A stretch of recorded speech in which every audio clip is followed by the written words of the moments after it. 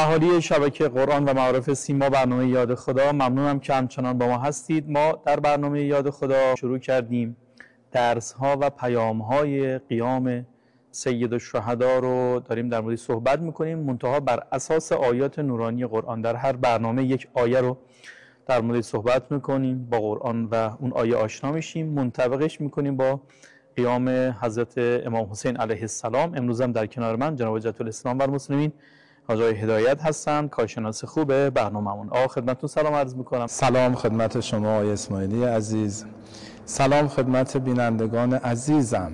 خدا قوت به همه رزمندگان اسلام، خدا قوت به همه یاران امام زمان، به همه یاران نائبشون، رهبر عزیزمون. ممنون و متشکرم. دوستان عزیز، ما امروز میخوایم در مورد آیه 175 سوره مبارکه آل عمران صحبت بکنیم. پروژه جنگ روانی دشمن از ابتدا بوده. فکر نکنید که الان مثلا مربوط به اسرائیل هست، مربوط به آمریکا هست یا دشمنان دیگه ما. نه، از دوران پیامبر، حتی قبل از پیامبر هم بوده و امروز هم هست. در دوران وجود نازنین امام حسین علیه السلام و قیام ایشون هم بوده که حالا بیشتر در مورد صحبت میکنیم. ابتدا جواب آیه رو برای ما معرفی کنید، بیشتر باش آشنا بشیم. سوره آل عمران صفحه 72، ما جزء 4 و حزب 8. بله. خیلی آیاتش مال همین الانه. من اصلا میگم آقا جان انگار مثلا همین الان این آیات نازل شده، نازل به همه اتفاقاتی که داره میفته. بخونیم: الذین استجابوا لله و الرسول من بعد ما اصابهم القرح. اونایی که دعوت خدا و پیغمبر رو نسبت به جهاد در برابر کفار اطاعت کردند و واقعا هم زخمی شدند، اذیت شدند. للذین احسنوا منهم و اتقوا اجر عظیم. اونایی که با همه این اذیت ها، با همه این هزینه ها مسیر درست رو پیمودن، نسبت به حق کوتاه نیومدن، جاده خاکی نزدن، حسن داشت رفتارشون، گفتارشون، فکرشون، جبهشون، اعتقاداتشون همه درست بود و تقوا رو رعایت کردن، اینا اجر عظیمی نزد خدا دارن. بعد خدا نسبت به همین جنگ روانی که شما فرمودین نکاتی رو میفرمایند: الذین قال لهم الناس ان الناس قد جمعوا لكم. اونایی که وقتی که منافقین، وقتی که مردم روباه صفت هی قرقر میکردن که ببین همه دنیا بر علیه شما هستن، همه تسلیحات بر علیه شماست، شما کوتاه بیایید، مگه شما میتونید جلوی دنیا وایسید؟ اینا به جای این که بترسند، اونا میگفتن فخشوهم، بترسید. اینا به جای ترس فزادهم ایمانا و قالوا حسبنا الله و نعم الوکیل. اینا نه تنها نترسیدن بلکه اوج اعتقادات رو فریاد زدن، گفتن ما خدا داریم، ما به خدا ایمان داریم، باور داریم، اعتقاد داریم، ما یقین داریم که اگر بنده خدا باشیم خدا وکیل ماست در مسیر پیروزی ما نسبت به دشمن. خدا بهترین وکیله. رب المشرق و المغرب لا اله الا هو فاتخذه وکیلا. خدایی که پروردگار این ور عالم و این ور عالمه، همه عالم دست اوست، خدایی که همه قدرت ها دست اوست، تو در راه خدا قدم برداری خدا ولت میکنه، خدا وکیل تو میشه، خدا کارتو انجام میده. من راحت بگم تو همین که گفتی من میخوام جلوی این استکبار وایسم، همین که تلاش کردی جوانای شما اومدن سلاح در برابر این استکبار رو فراهم کردن، چه سلاح علمی، چه سلاح تسلیحات، و اعدوا لهم ما استطعتم من قوه، همه رو فراهم کردن. موشک هایی که بر سر اسرائیل فرو شما دکمه موشک رو بزن و ما رمایت رمایت ولکن الله رما، خدا میرسونه به هدف. و الحمدلله الحمدلله اون اهدافی که خواستیم از رژیم صهیونیست، از اون رژیم باطل، از اون جنایتکار بزنیم، تونستیم تونستیم، یعنی خدا به ما قوت داد، خدا به ما لطف کرد. اینا اعتقادات ماست. تا میگن دنیا بر علیه شماست بترسید، میگن ما نمیترسیم. فزادهم ایمانا و قالوا حسبنا الله، خدا برای ما کافیه، ما وابسته به اونا نیستیم، ما از جمع شدن و تسلیحات اونها نمیترسیم، ما از کلاهک هسته‌ای اونها نمیترسیم. حسبنا الله و نعم الوکیل. بعد خدا میفرماد فانقلبوا بنعمت من الله، اینها از جبهه جنگ با قدرت برگشتند، اینها پیروز واقعی بودند. فانقلبوا، این برگشتند، به نعمت من الله، با دست پر از نعمت الهی. یکی از خوبان، یکی از اولیاء الهی، ابتدایی که این جنگ تحمیلی بر ما وارد شد به من گفتش که تو رو خدا توی فضای رسانه این ور اون ور پیش مردم میری، بگو ببین جامعه‌مون داره به اون طهارت مطلق، به اون ایمان، به اون باور، به اون خوبی ها، به اون ولایت، به اون اتصال و همبستگی داره خیلی نزدیک میشه. قدر این فضا رو بدونیم. این اتصال و همبستگی در جبهه مؤمنینه که باعث ظهور میشه. فانقلبوا بنعمت من الله و فضل لم یمسسهم سوء. درست ضربه خوردیم، درست نمیدونم عزیزمون از دست رفت، درست مشکلاتی پیش اومد، اما چون در پناه خدا و اهل بیت بودیم، چون تو مسیر باورمون، ایمانمون، ارزشمون تو جبهه حق بودیم، در واقع به ما آسیب نرسیده. آسیبای دنیایی رو جبران میکنیم. خونه‌ای که خراب شد نمی‌سازیم. به خدا جوون خودمون رو مثل سلامی ها و باقری ها دوباره تربیت میکنیم، مثل همه دانشمندان هستیم، مثل تهرانچی ها، مثل فریدون عباسی ها، مثل همه اینها و دیگران. همه اینا رو ما دوره تربیت میکنیم. این میشه جبران پذیره.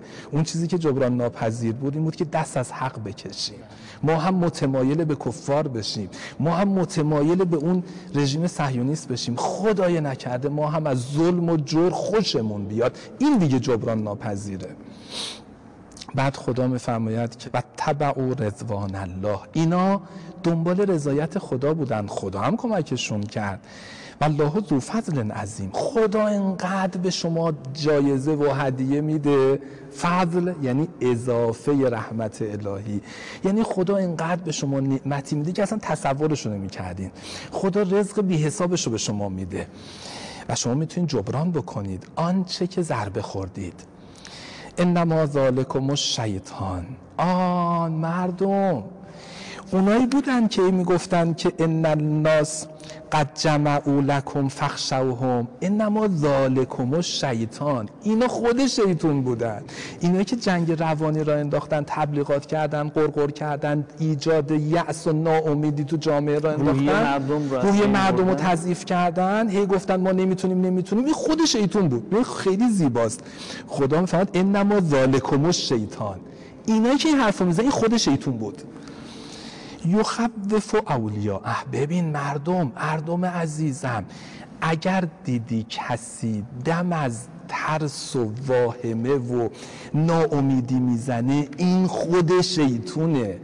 شیطون کارش اینه، یخوف اولیاءه، دائما آدمای خودشو میترسونه. فلا تخافوهم، شما نترسید، و خافونی، هوای منو داشته باشید، مواظب من باشید، بترسید از اینکه از مسیر حق خارج بشین، بترسید از اینکه گناه بکنید، بترسید از اینکه نافرمانی نسبت به خدا و رهبر جامعه بکنید، از این بترسید. ان کنتم مؤمنین، اگر واقعا ایمان دارید. و نکته بعدم این ادبیات انما ذالکم الشیطان، این ادبیات رو فکر می‌کنید کجا ما شنیدیم؟ این خود شیطانه، آمریکا شیطان بزرگ. این ادبیات امامه که پای مکتب این قرآن نشسته. حالا انشالله بذاریم تو بخش بعدی من جملات از امام تو این زمینه بگم. خیلی خوب، ممنونم، متشکرم. خب رسیدیم به بخش دوم گفتگوی خودمون با جای هدایت، آیه 175 سوره مبارکه آل عمران که چقدر درس‌های قشنگی رو به ما داد.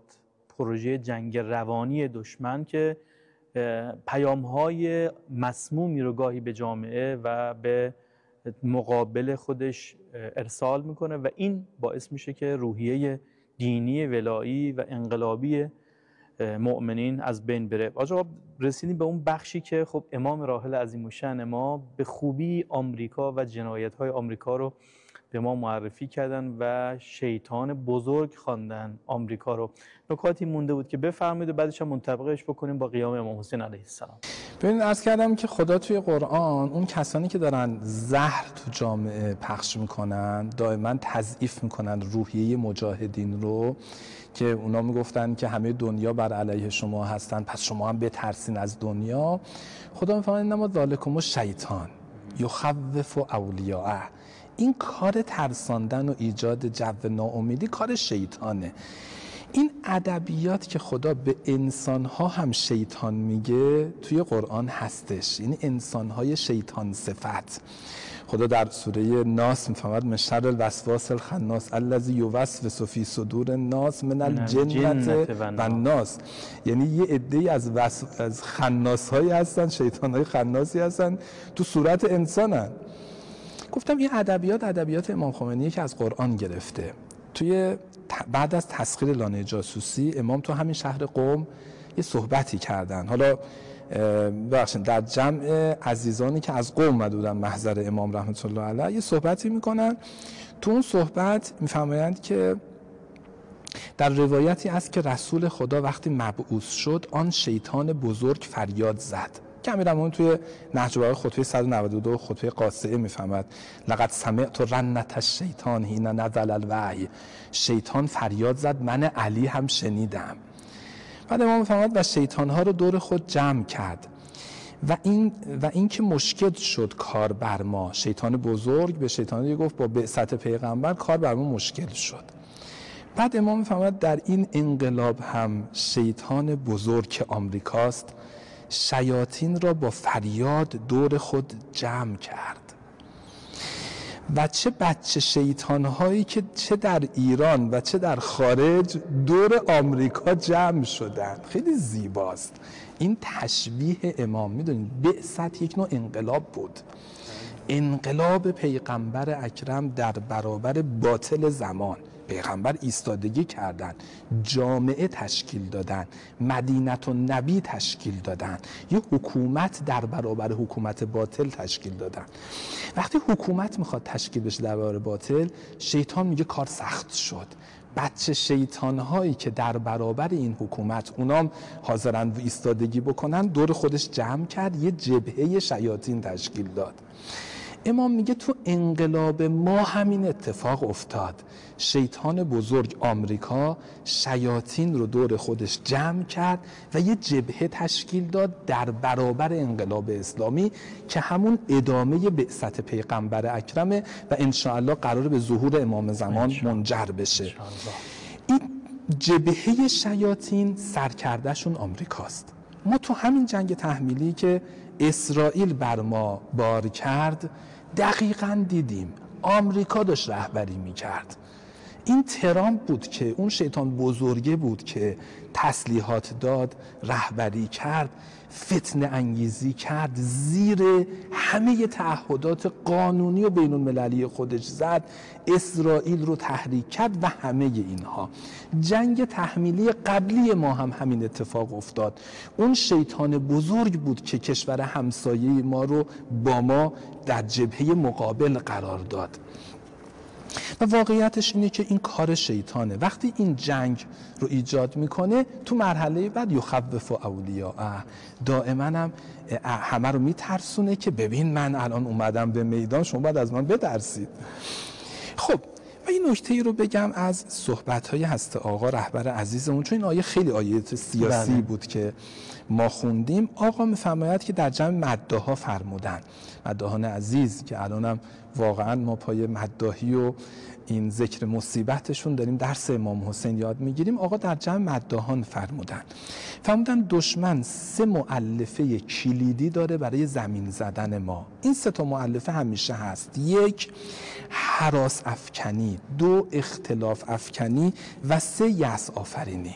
ترس و اختلاف و یأس. بعد آقا وقتی راجع به هراس افکنی میخوان صحبت بکنن همین آیه رو بیان میکنن که این شیطانه که شما رو داره میترسونه. آقا فرمودن کار شیطان است، مال امروز هم نیست، همیشه بوده. امروز این شیطان ها از طریق رادیو، تلویزیون، فضای مجازی، شبکه‌های اجتماعی و امثال اینها مرتب مشغول کارن برای اینکه دیگران رو بترسونن. بعد آقا فرمود نترسید، فلا تخافوهم، از آنها نترسید، از انحراف از راه خدا بترسید که اگر چنانچه از راه مستقیم انحراف پیدا کردیم سرنوشت ما هم سرنوشت کشورهایی است که زیر بال آمریکایند. زیر بال آمریکا این همونایی که اون شیطان بزرگ اونا رو جمع کرد. سرنوشت رژیم شاه هست که همه یک کشور با همه امکاناتش رو تقدیم آنها کرد و ذلیل شد. نکته بعد که دوست دارم محضرتون عرض بکنم اینه که عزیزان من، ما با یه دشمنی الان داریم می‌جنگیم که ذاتش ترسه. بذار من این نکته مهم قرآنی رو، من اینا همش درس قرآنه. یعنی ممکنه تجهیزاتی وسیله چیزی داشته باشه اما ترسوست. نقطه قوت ما نسبت به رژیم صهیونیست اینه که ما طبق قرآن نمی‌ترسیم و اونها ذاتشون ترسوه. قرآن می‌فرماید سوره بقره آیه 96 ولتجدنهم احرص الناس علی حیات و من الذین اشرکوا یود احدهم لو یعمر الف سنة.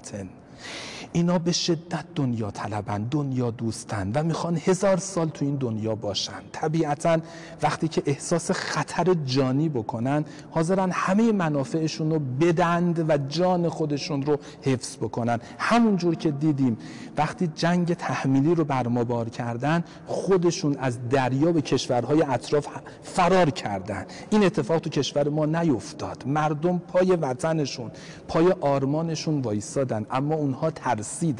این خیلی نکته مهمیه، نقطه ضعف اونها رو بفهمیم و خودمون مواظب باشیم نقطه ضعف به نقطه ضعف دشمن دوچار نشیم. نکته دوم اختلاف داخلی شدید در جبهه خودشونه. یهود طبق آیه قرآن دائما بین خودشون دعواست و القینا بینهم العداوة والبغضاء الی یوم القیامه. خدا میگه ما این دعوا رو توشون میندازیم، ما بینشون اختلاف میندازیم. این خداست. ببین شما این خدا رو دارین چه قصه‌ای دارید. خدا نیرویی داره که میتونه بین اینها اختلاف بندازه. نکته بعدی ذلت دائمیه، خاری دائمیه. خدا توی قرآن سوره بقره میفرماد و ضربت علیهم الذلة والمسکنه و باءوا بغضب من الله.